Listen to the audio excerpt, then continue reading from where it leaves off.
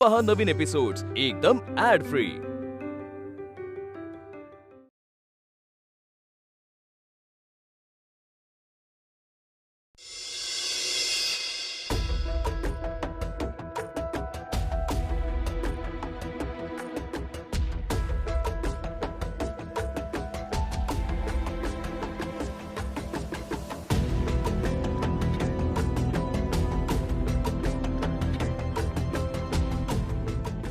काय बघताय माझ्याकडे? काय अंघोळ न केलेल्या माणसाला कधी बघितलं नाही?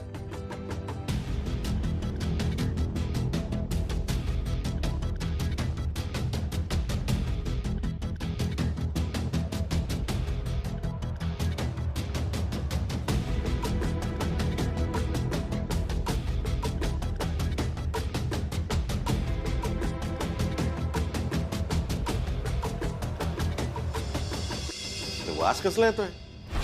हा, स्मेल कसला येतोय घाणेरडा? हा, माझ्यातच येतोय. अंघोळ नाही केली ना 2 दिवस. घ्यायचंय?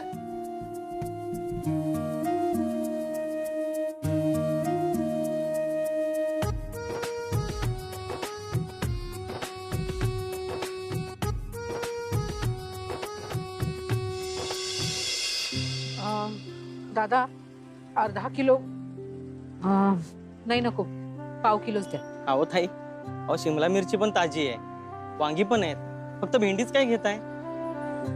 मला फक्त भेंडीच हवी आहे. अहो ताई, पैशांचं राहू द्या, ते नंतर बघू.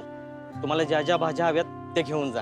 अहो नकोय मला, मी सुट्टे पैसे पण आणलेत. अहो ताई, पैशांचं नाही बोलत आहे. हे बघा, तुम्ही भाजी घ्या. हे बघा, कोथिंबीर पण एकदम ताजी आहे. नाही नको कोथिंबीर, एवढीशी कोथिंबीर तुम्ही मला 10 रुपयाला द्याल? नको मला. हो ताई, पैशांचं बोललो का मी? घ्या. अहो दादा. अहो ताई, तुमच्या घरी जे काही ट्रॅजेडी झाली ती समजली मला. ते आपले पांडे सर आहेत ना, त्यांनी सांगितलं. ऐकून जाम बेकार वाटलं मला, पण तुम्ही काळजी करू नका, सर्व काही नीट होईल. आपल्या भुऱ्याच्या दुकानापाशी गणपती मंदिर आहे ना, तिकडे गेलो होतो. तुमच्यासाठी पण गणपतीला हात जोडलेत. हे बघा, मी गणपतीचा प्रसाद सुद्धा आणलाय. कुठल्या ना कुठल्या मार्गाने माझ्यापर्यंत पोहोचायचा प्रयत्न करतोयस तू. का असं केल्याने माझा राग जाईल असं वाटतंय का तुला? तर तो तुझा मोठा गैरसमज आहे. कोणता विचार करताय ताई? हा घ्या प्रसाद.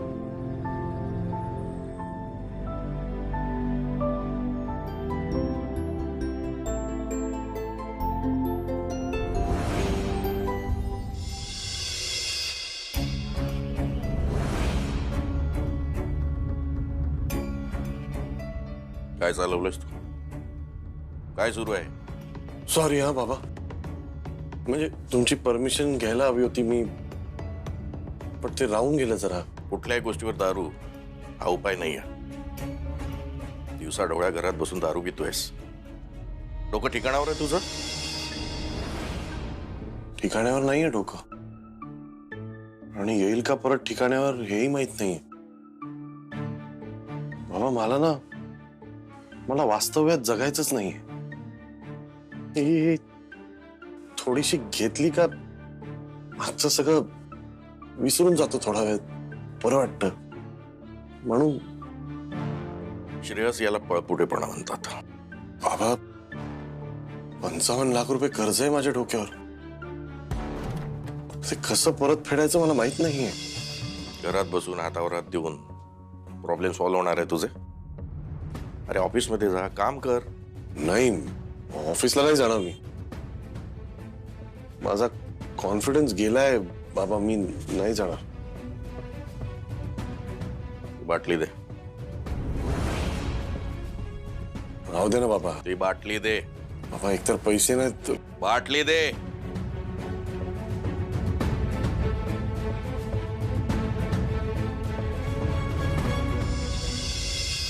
श्रेयस, तुला हवा तेवढा वेळ घे. मी तुला काहीही बोलणार नाही. हे घर चालवायला मी देखील समर्थ आहे. त्यात मदतच करेल मी तुला. पण चूक ती चूकच असते, आणि चुकीच्या गोष्टींना मी प्रोत्साहन देणार नाही.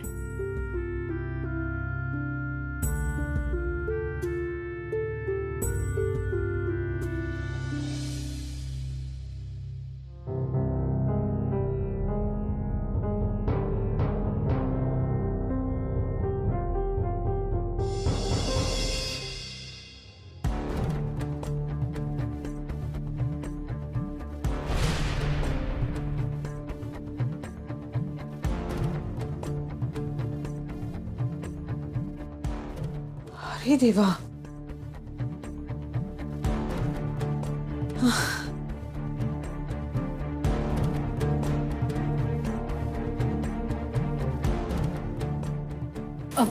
दादा ऐका ना, आमच्या इथे ना सामान सगळं अस्ताव्यस्त पडलंय.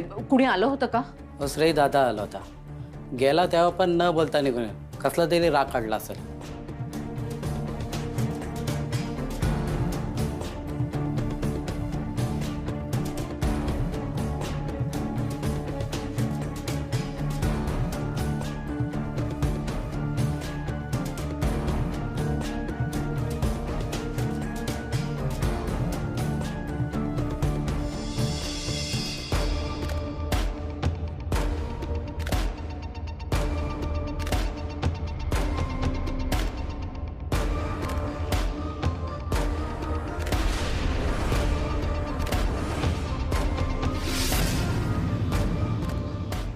इतके दुखावले गेलात तुम्ही आणि मी काहीच करू शकत नाहीये.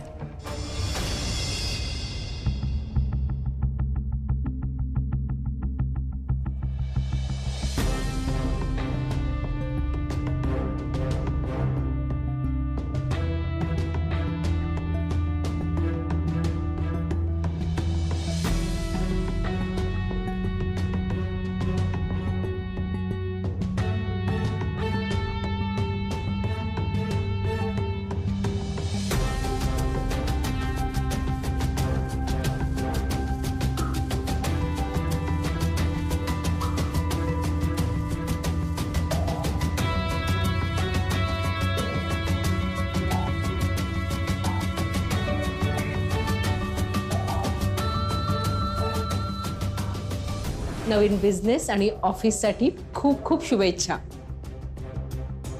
या ना.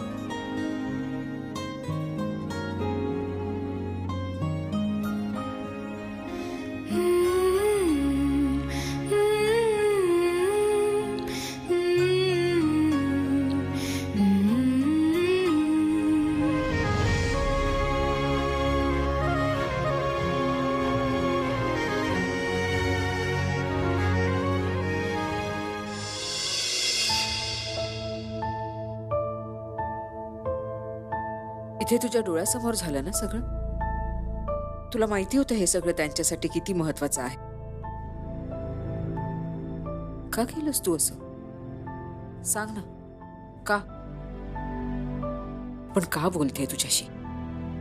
मी ठरवलंय ना आता की मी तुझ्याशी बोलणार नाही बोलणार.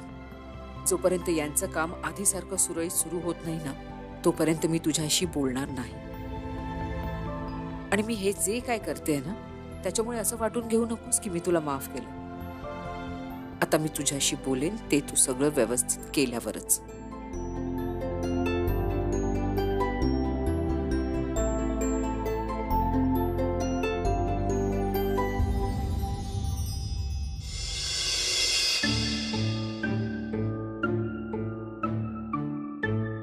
शिल्पी आता सगळं व्यवस्थित होत आहे. तू घरी जायला हवंस. बाबा मी एकदा सांगितलं ना मी नाही जाणार म्हणजे नाही जाणार. आणि विद्युत अरे काय तुझं? आपण या विषयावर सगळं सविस्तर बोललो होतो ना. मग हाच विषय घेऊन तू परत इकडे का आलायस? शिल्पी कारण मला मोठ्यांशी बोलणं जास्त इम्पॉर्टंट वाटलं तुझ्या निर्णयापेक्षा. पप्पा तुम्ही कधी आलात? मामा हे आता झालो बेटा. अरे विद्युत तू तू कधी आलास? थांब, तुझ्यासाठी पाणी आणते मी.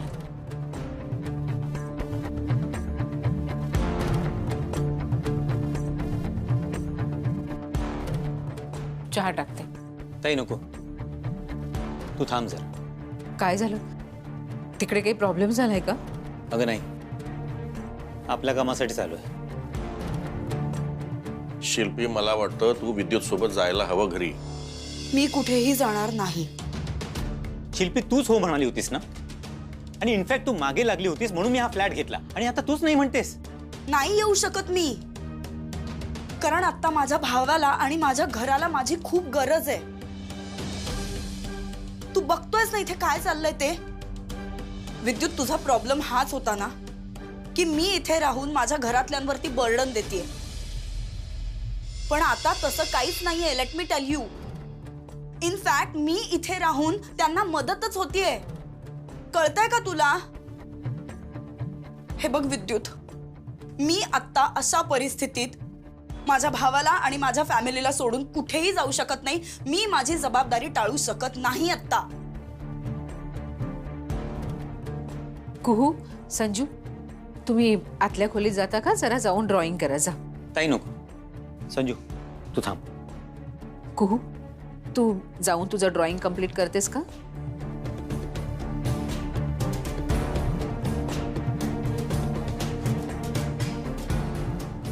शिल्पी, अगं गेली 2 वर्ष तू ह्या गोष्टीची वाट बघतेस आणि विद्युतने तुझ्यासाठी घर घेतलंय ना आता. ही केवढी आनंदाची गोष्ट आहे तुझ्यासाठी. नको ग असा हट्ट करूस. बहिणी, तू जर चुकीचा हट्ट केला नसतास ना तर आज ही वेळच आली नसती. आणखीन एक गोष्ट, माझं माझ्या भावावर आणि माझ्या फॅमिलीवर खूप प्रेम आहे.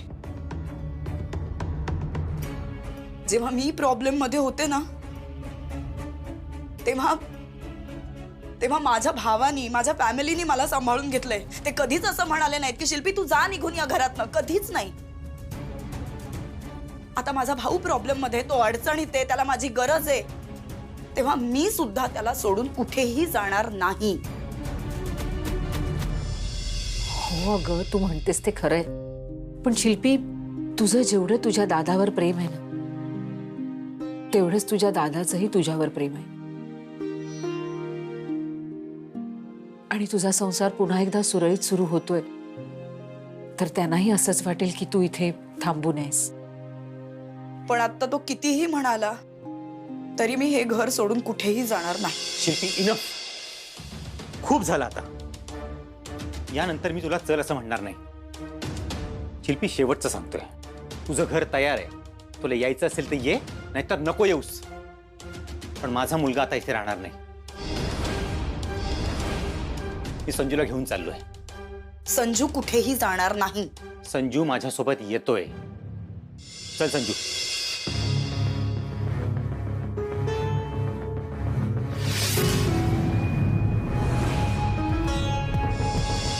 पप्पा, तुम्ही पाहिलं का मम्मी काय म्हणाली?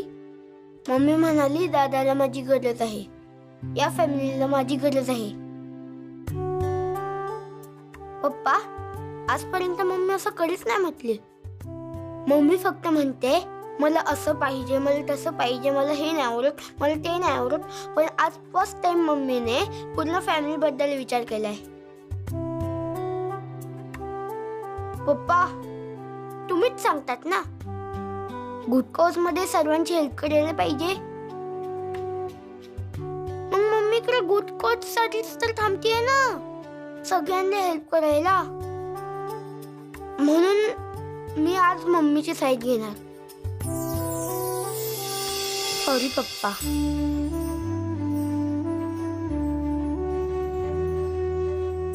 मम्मीला इकडे ठेवून मी तुमच्यासोबत नाही येऊ शकत.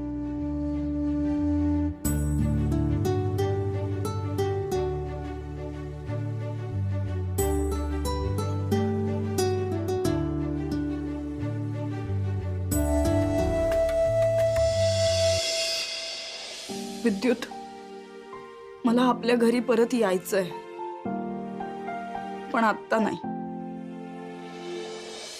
जोपर्यंत दादाचं सगळं व्यवस्थित होत नाही तोपर्यंत मी या घरातनं कुठेही जाणार नाही.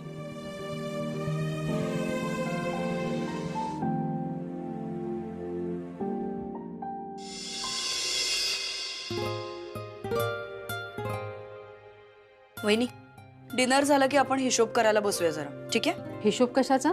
अगं हेच, महिन्याला साधारण आपला किती खर्च होतो, मागच्या महिन्यात किती झाला, पुढच्या महिन्याचं बजेट, सगळ्या गोष्टी ठरवायला पाहिजेत ना. ते सगळं बसून बोलूया, कारण मला आजच वेळ आहे फक्त. बर. आणि हो, संधी मिळाली की मला या घरातनं हाकलण्याचे जे प्रयत्न करतेस ना वहिनी, ते प्लीज जरा थांबव आता. घरातून हाकलण्याचं म्हणजे? सगळं केल्यानंतर मला कसं काहीच माहित नाही हे जे दाखवतेस ना, फार छान जमतं तुला. बाकी काही नाही, तू फक्त वाट बघतीयस मी या घरातनं कधी जाते ते, बरोबर ना? आत्या काही काय बोलतेस तू? तुझी फॅमिली सेटल व्हावी म्हणून बोलते ना ती. मयू, तुझं तर काय चाललंय ना मला खरंच कळत नाहीये. 18वा वाढदिवस झाला म्हणजे मोठ्यांच्या मध्ये बोलायची परमिशन दिलीये का तुला कुणी? फार आगाऊपणा करायला लागलीस तू हल्ली. आणि ही सगळी सूट तुला तुझ्या आईने दिलीये, बाकी काही नाही. नाही काही हरकत नाही. तसंही आता सगळी सूत्र माझ्या हातात आली आहेत. I am the boss. त्यामुळे मी हा आगाऊपणा अजिबात खपवून घेणार नाही. बॉस तू आहेस ना, मग मला माझ्या कोर्ससाठी 45,000 हवेत, ते दे. नाही देऊ शकत मी ते. का नाही देऊ शकत? बाबा सगळं हँडल करत असताना मी त्यांच्याकडेच पैसे मागायचे आणि ते द्यायचे सुद्धा. आता तू बॉस आहेस तर तू दे. कसं आहे ना मयुरी, तुझे बाबा जेव्हा इन्चार्ज होते तेव्हा परिस्थिती वेगळी होती. आता तुझे बाबा काहीच कमवत नाहीयेत आणि मी जे कमवते त्यात मला सगळा घर खर्च भागवायचा आहे. आणि आपल्या घरातला खर्च काय कमी नाहीये. आणि मुळात ज्याला अभ्यास करायचा असतो ना तो कसाही करतो अगं. त्याला हे असल्या महागड्या कोर्सेसची वगैरे काहीच गरज पडत नाही, कळलं? आत्या मला ऍडव्हान्स कोर्स करायचा आहे. आणि जाऊ दे, तुझ्याशी का बोलत बसले? बाबांनी बॉस केलंय ना तुला, त्यांच्याशीच बोलायला हवं मला. हा ठीक आहे, बोल तू त्यांच्याशीच बोल.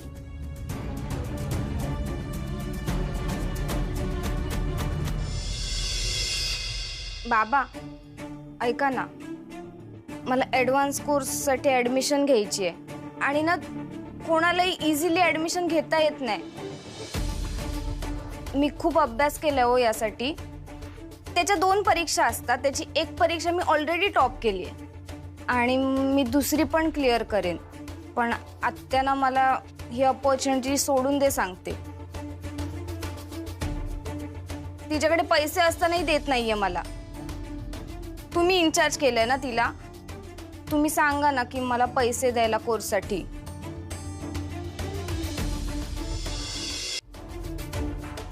मयू, मी ना तिला बॉस बनवलं. ती इज द इन्चार्ज नाव. आता ती जे म्हणेल तेच करावं लागेल. माझ्याकडेही पर्याय नाहीये आणि तुझ्याकडे तर त्याहून. ओके, तुम्ही बघून घ्या काय ते. आई तू तरी काहीतरी कर ना. तुझी आई काहीच करू शकत नाही ग. आणि जरी तिने काही केलं तरी ते तुझ्या भल्याचं असेल याची काहीच गॅरंटी नाही. कारण ती ज्यांचं भलं करायला गेलीये त्यांचं काही ना काही नुकसानच झालंय. आणि कसं आहे मयू, काही काही गोष्टींमध्ये ना कधी कधी कॉम्प्रोमाइज करायला शिक. तुझ्यासाठी ते बरं पडेल.